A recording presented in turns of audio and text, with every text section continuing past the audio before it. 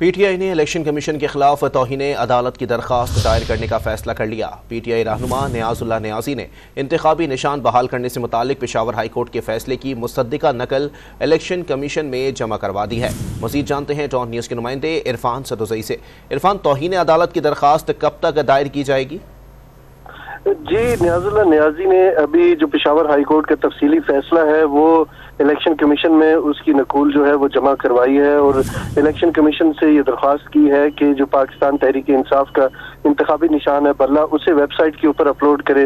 वहाँ पे जो दीगर सियासी जमातें हैं उनके इंतखाबी निशान भी जो पार्टी वाइज है उनके सामने दर्ज हैं, तो इन्होंने भी रिक्वेस्ट किया है कि हमारा जो इंतखाबी निशान है वो हमारी पार्टी के सामने अपलोड किया जाए।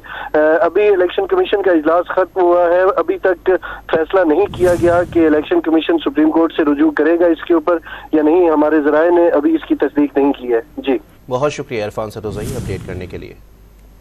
आपको अपडेट कर रहे हैं इस हवाले से कि पीटीआई ने इलेक्शन कमीशन के खिलाफ तौहीन अदालत की दरखास्त दायर करने का फैसला कर लिया है। पीटीआई रहनुमा नियाजुल्लाह नियाजी ने इंतखाबी निशान बहाल करने से मुतालिक पेशावर हाई कोर्ट के फैसले की मुसद्दिका नकूल इलेक्शन कमीशन में जमा करवा दी है।